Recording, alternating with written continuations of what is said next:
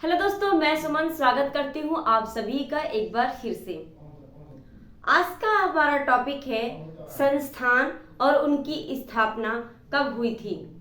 तो संस्थान हम लेंगे और उनकी स्थापना देखेंगे।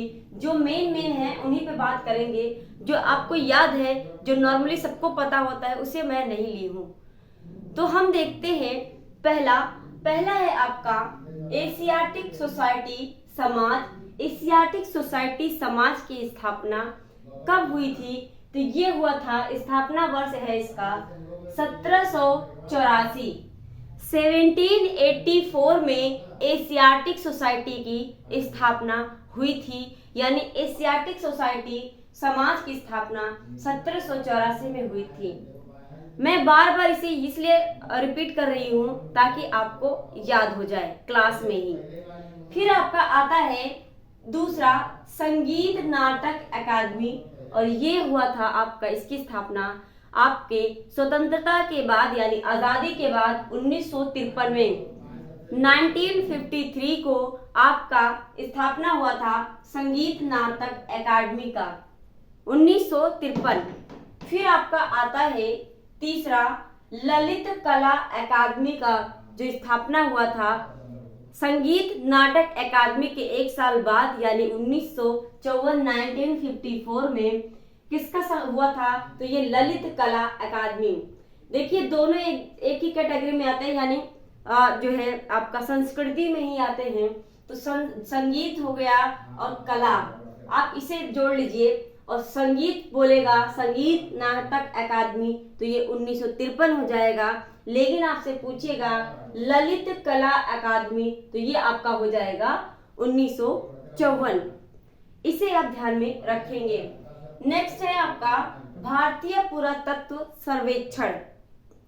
भारतीय पुरातत्व सर्वेक्षण की स्थापना हुई थी 1861 में। 1861 में यानी 1861 में भारतीय पुरातत्व सर्वेक्षण का स्थापना हुआ था। और ये करते क्या है? तो आपका ये क्या करते हैं, जो खुदाई होती है ना, जैसे कि हिस्टोरिकल प्लेसों पे, तो ये वो संस्था है। अगला है आपका साहित्य अकादमी। और साहित्य अकादमी हो या फिर ललित कला अकादमी, ये दोनों ही 1954 में इनकी स्थापना हुई थी 1954 में।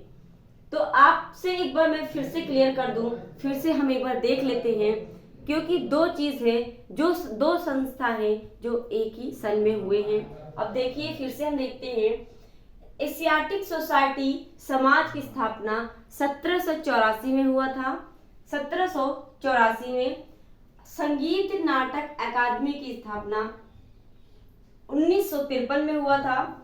एक साल बाद ही ललित कला अकादमी की स्थापना की गई। उसी सन को साहित्य अकादमी की भी स्थापना हुई 1954 में।